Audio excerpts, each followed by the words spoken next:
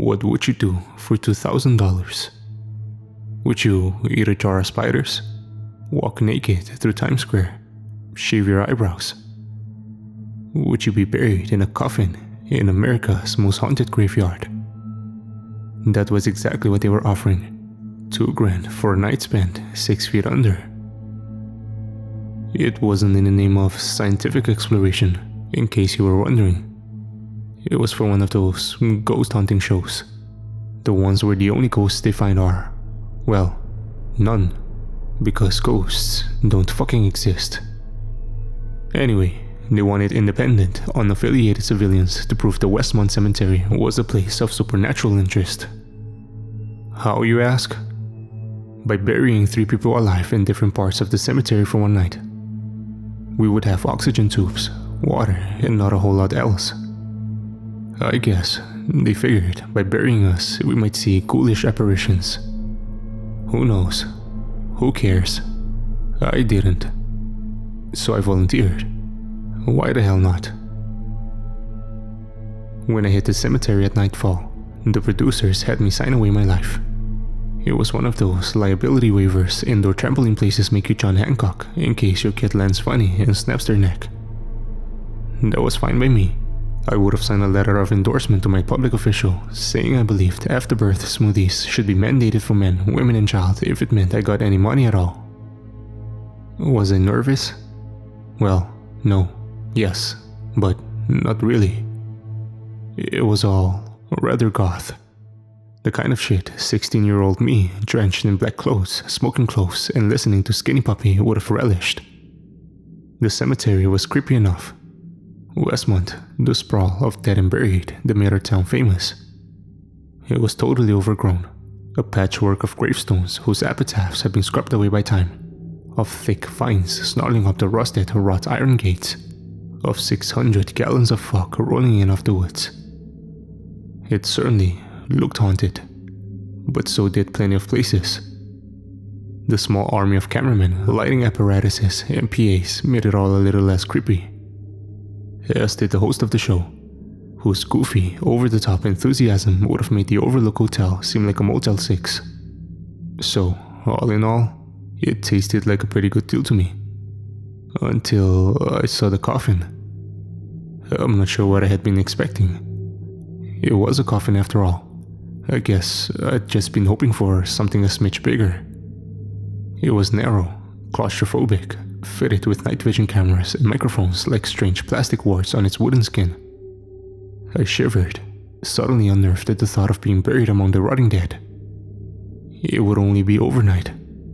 But Christ, what was I thinking? You ready? Your producer asked me. Before I could lose my nerve, I nodded yes.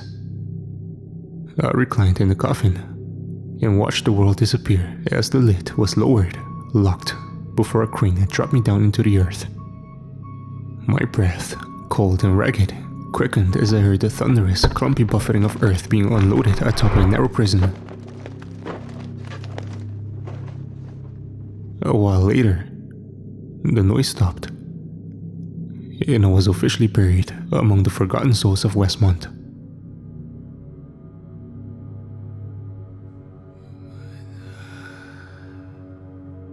There had been a voice. There had definitely been a voice. Okay, Lindsay, cool off. You're hearing things, that's all. I had been buried for who knows how long. A while. A long, dark while. It had been silent until it hadn't. There had been a whisper. I was certain of it. A low, muted syllable laced into the silence. I tried to listen through the gallop of my heart. Couldn't hear shit. I swallowed dryly, squinted in the gloom. My eyes had adjusted, and I found out I could decipher the coffin walls in. There was a face pressed up against mine, ghostly pale in the murky gloom.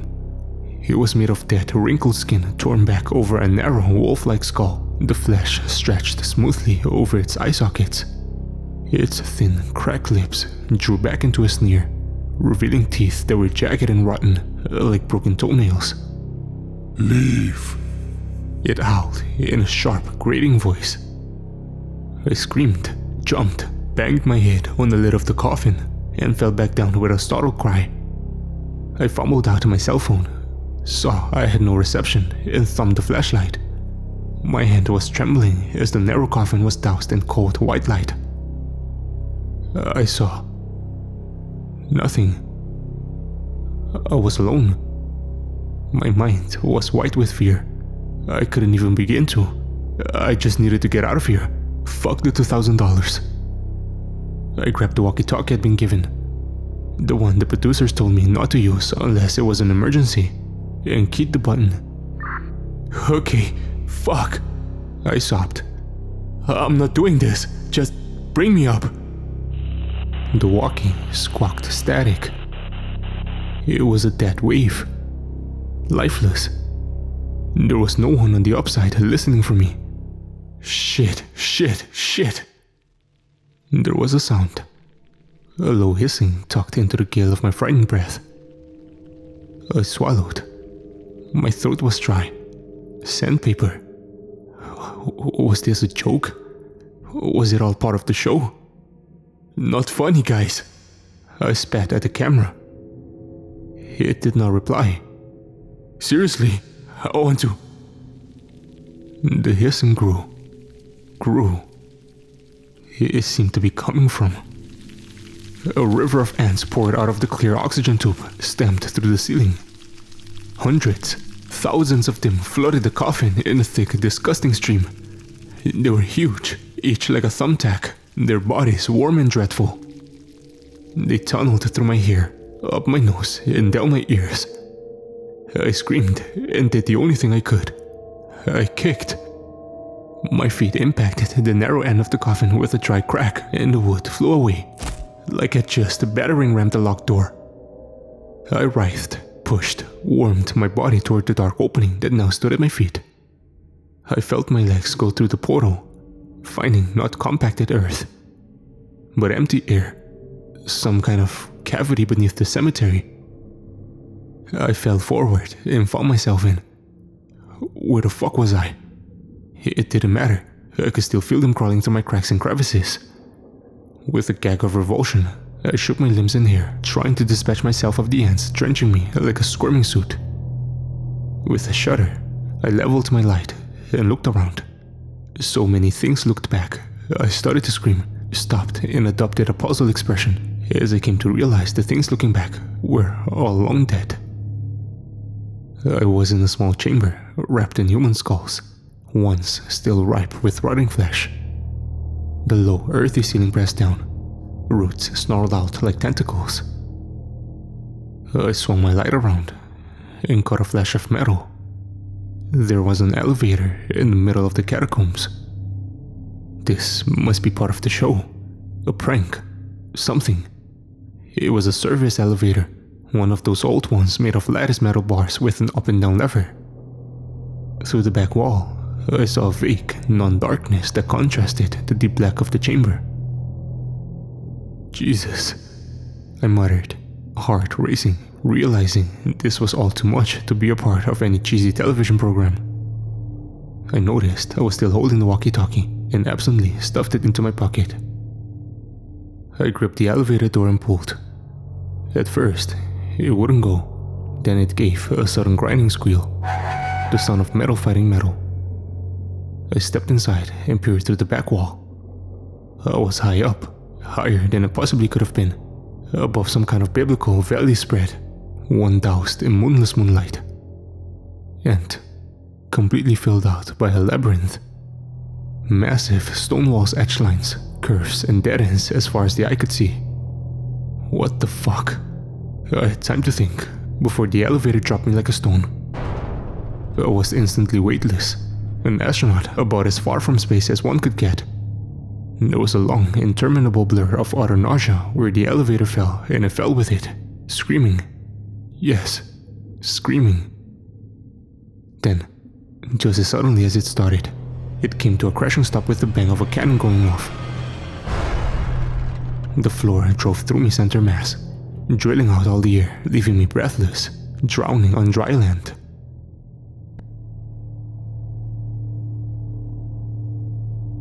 I staggered to my knees and stuffed oxygen down my throat, only to have it refused by my brutalized lungs.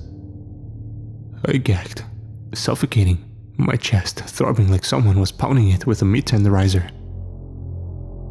After a moment of raw panic, I was able to take meager sips of the foul, musty air that piped in from the labyrinth. I could see the entrance just ahead, waiting for me like a mouth, a hungry, gaping mouth. Rotten fog drifted over it, distant cries echoed and bounced. What the hell is going on?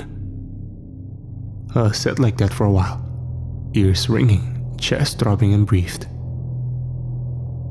I had nowhere to go but in. I pried open the elevator doors and wandered out, my footfalls muffled by the mossy ground. "Hello?" I called, hating the way my voice decayed into nothing. I swallowed the lump in my throat and looked up. The night sky looked back, one devoid of stars and moon, but still glowing with faint celestial light.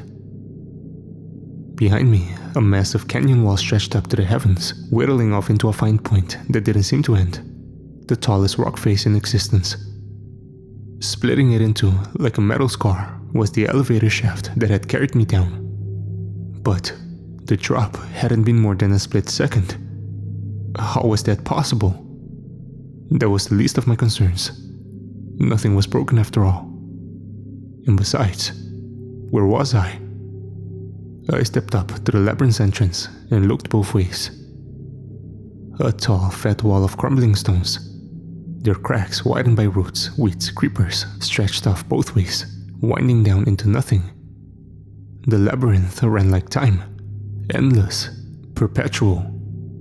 I pulled a shaky lungful of air that tasted ripe with corruption, and did the only thing I could think to do. I stepped into the maze.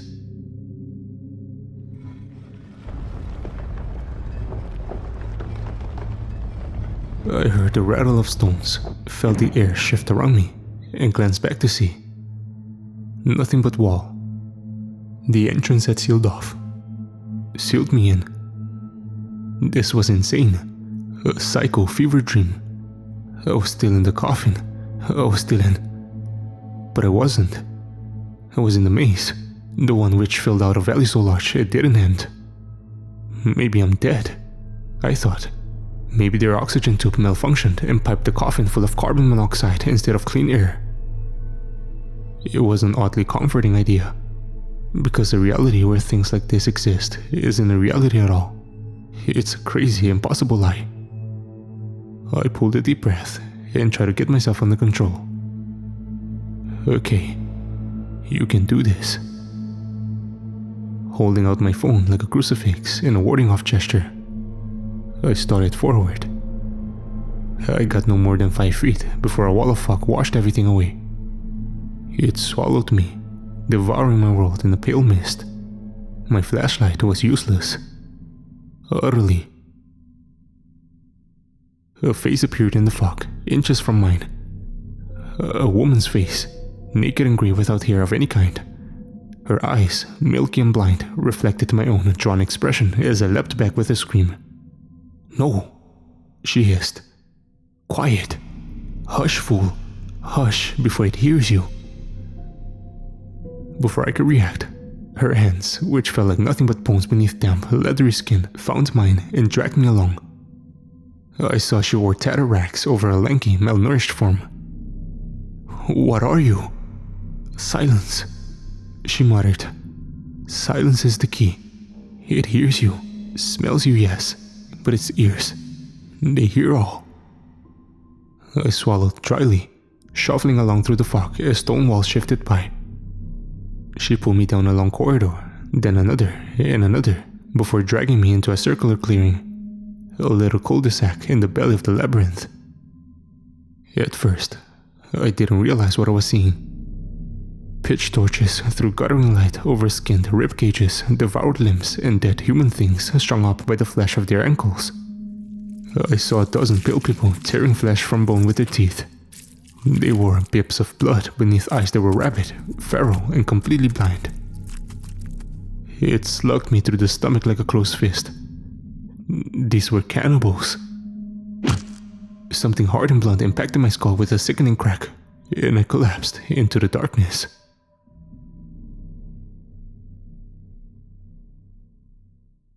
I woke to screaming.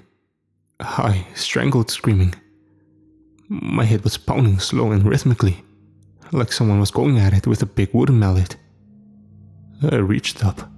My fingers came away red. What? I started, before the world around me took shape and I saw the carnage. The pale people were dead, brutally slaughtered, torn apart. Aaron's limbs decorated the clearing here and there. Vicious black blood crawled across the ground.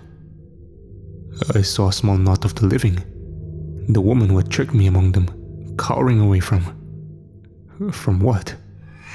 A moving shadow, one which flickered and writhed like it was cast by flame. It acted like a stuttering TV, lurching, pausing, then rambling onward as it tore through the remaining cannibals like a blender through meat. Blood splashed. Limbs flew, trailing gore like gruesome streamers. The pale woman's severed head hit the stone wall with a hollow knock, bounced, rolled, and came to rest at my feet, her pale eyes blinking once before going still. All at once, I was alive. I felt everything. The dull, throbbing ache tucked into the back of my mind. The high, tingling pain singeing up from my knees, as though someone had buried a live wire in my flesh. I pushed to my feet, found unsteady footing, took a lurching, dizzying stride before kicking off into a crazed life run that carried me out of the clearing, now drenched in hot blood. I didn't scream. I didn't cry out. I kept silent, the only sound being my feet pumping beneath me, my breath whipsawing through my lungs, my heart pounding at my ribcage. I ran and never once looked back.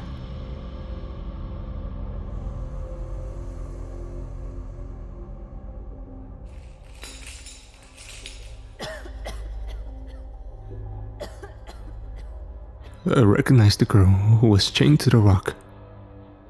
I had run until I could run no more, until I could only lope along in a tired jog. My phone had died long ago, forcing me to navigate the cold, watery light which splashed down from the heavens. Time was a flat circle.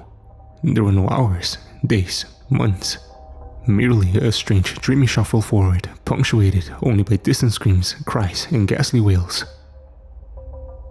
And then, I found her. The girl from the cemetery. Another volunteer who had signed up to be buried. She was older now.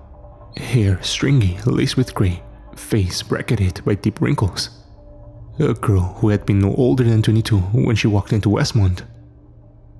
And now, she was. She came to life with a choked wheeze. Her eyes, frightened and bleary, swept through me like I wasn't there. They returned a moment later, settling on mine. "You," she said, her voice like a cracking glass from which more cracks spread. "I know you. It's been long." She was fettered to a massive boulder at a dead end. Her wrists and ankles locked in rusted shackles displayed her limbs in a human X. On the earthy ground beneath her was a rusty cleaver. Written on the blade in dried blood were 2 words. Map inside. Inside what? But I knew, deep down, I knew. I looked at her, a horrible pang of realization clipping through my chest. The map to escape was inside of her. I pulled a deep, trembling breath and picked up the cleaver. "No," she pleaded, her cheeks flushing with fear. "Don't, please." I raised it. It felt good in my hands. It felt right. I saw the blade, which I thought to have been painted in rust, was actually crusted in gore. Scraps of tissue clung to curdled blood, little twists of hair hung off. I raised it as she sobbed, as her chest rose and fell, as she screamed at me not to. I raised it, and I swung with all my might. The cleaver impacted her wrist shackle with a sharp clang. The metal split apart in a flash of sparks, releasing her right arm. I went to work on the others, and then finally, she fell forward, free at last. The cleaver's blade was broken in two.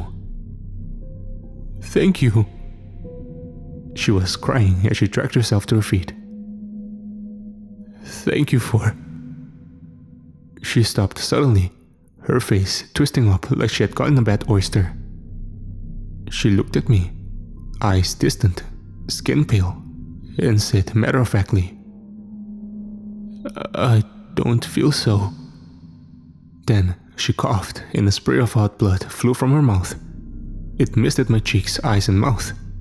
I jerked back with a cry of disgust and watched with mounting horror as her back snapped into a sharp arch, as her face knotted up in raw agony, as her throat began working spastically. She looked like she was in the throes of having a demon exorcised. With a strangled cry, she threw her head back and vomited a geyser of blood. She collapsed, crumpled down like a puppet with cut strings, falling into a loose, lifeless pile of limbs. I stood there and watched the red foam bubble from her lips. I tried to speak, but my voice wouldn't come. "Are you okay?" I whispered. It was a ridiculous question. She was dead as a doornail, but it was all I could manage. As expected, she did not reply.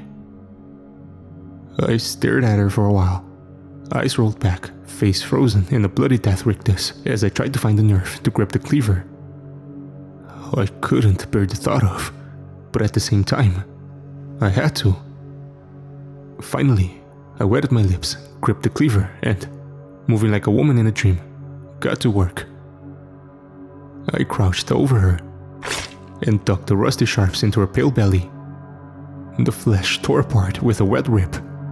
Red stuff dribbled out. I pulled back the skin like a medieval surgeon and saw her insides were nothing but a vaporized soup. Before I could lose my nerve, I plunged my hand in. My fingers fell through warm goo, finding nothing but deconstructed anatomy. I rooted around in the hot stew, paused to vomit, resumed, and dug like that until my hands found something hard and square. I withdrew it, the taste of bile still hot in my mouth, and found myself holding a stone tablet, one about the size of a paperback book. It dripped sheets of blood and gore. With a grimace, I wiped it clean and held it up, squinting at its untouched surface.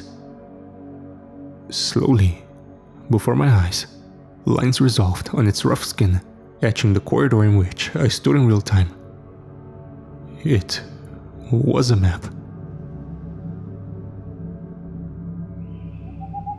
There was a forest in the middle of the labyrinth. I had followed the stone tablet, wandering in a hazy, dreamlike state, shuffling along blindly, my eyes never leaving the blood-drenched lifeline. It had actually led me here, to the heart of all of it. A wide, sprawling wood tucked into the center of the maze. I looked down at the tablet to make sure. It showed an intricate tattoo of lines, swirls, false hallways, in a wide circle at the center of it all. I had reached the end of the labyrinth. And it was a forest. A biblical, awful forest. I let the tablet fall to the ground and started off through the trees. I didn't care where they led me. I had already come to terms with the fact that this, whatever this was, would be my tomb. So I walked. It was all I could do. One step after the next, after the next, after the next. The woods were densely packed, tied together by tangles of brush and the fog which flowed from the shadows wrapping the corners of my vision. I heard things, throaty mutters, faint whispers, and felt my neck crawl. There were eyes watching me. I heard my pace, jumping each time I snapped a dead branch or crunched through a bundle of rotting leaves. I stopped and looked around. How long had I been walking? 10 minutes? 20? An hour? The forest pulled away from me, falling off into an inky ocean of shadow. I desperately wished for a flashlight or... There was a sudden roar, the deep bellow of some unholy beast. It seemed to shake the woods, to crack them in half. I felt my knees buckle and hurt. Hoofs, thundering through the darkness, getting closer, louder, the tremendous tattoo of something big, something dreadful, something... I was blown off my feet as a freight train ran through me center mass. The air was driven out of me, sledgehammered from my lungs with a hot whoosh. Then I was flying, weightless. The world somersaulted in a soft flash of brown fur, curved horns, two burning red eyes. Eyes without intelligence of any kind. And then, the ground flew into me, and I saw no more.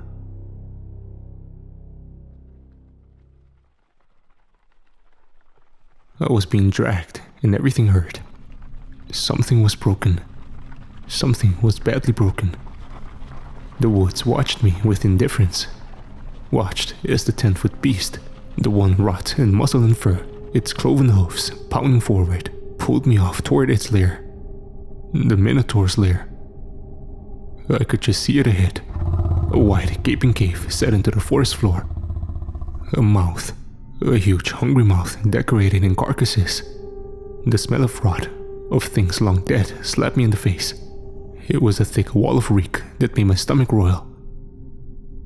It wasn't the creature or the thought of impending death that booted me into motion. It was that smell. That awful, warm smell. It tunneled into my lungs. It made me ache. I threw my body back and kicked for all I was worth. A burst of pain tore up my thighs as my feet impacted the thing with a fleshy crack. It grunted in surprise and momentarily lost its grip on me. My feet fell, hit hard ground, and sang with a sudden burst of agony. I cried and shoved back, soldiering through the pain, the white, hot pain that filled my chest like molten lava. The minotaur turned, roared, the woods shaking with each footfall. Thick sprays of steam hissed from its nostril as it slowly advanced. Its eyes, red and dumb and full of hunger, regarded me with cruel amusement. I felt around for something. Anything. A rock, a stick, a goddamn AK-47. I came up empty as it stomped closer. Closer. Then, I felt plastic, cold and hard, filling out one pocket. I tore out a bulky rectangle of black technology and looked at it for a moment, uncertain of what I was holding. I realized with a sudden jolt that it was the walkie-talkie. Great. Praise be.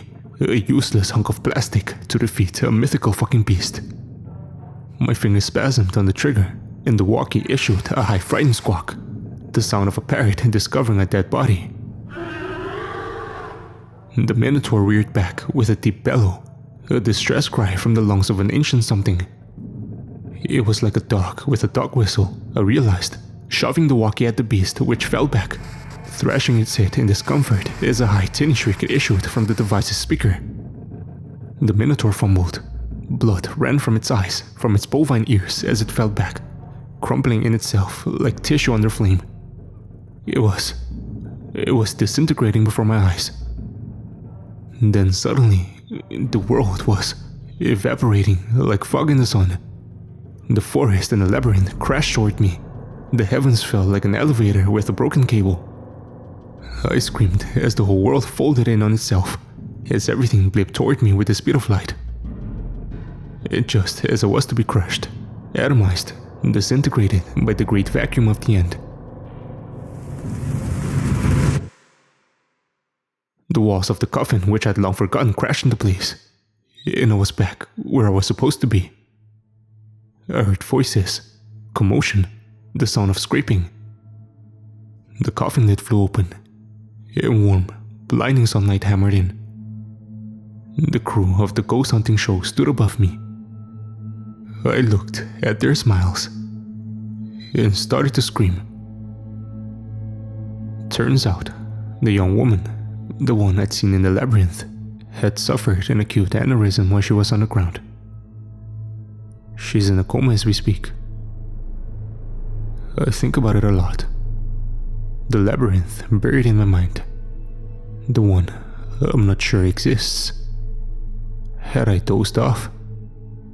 Maybe I dreamt it all. Maybe I dreamt the feeling of blood, warm and greasy on my hands as I dug through her insides for the map of the stone. Maybe I dreamt the minotaur. I don't know. I don't know much of anything anymore. But I do know one thing. I feel it with every fiber of my being. I know, without a doubt, that the Westmont Cemetery is haunted. That I fucking know.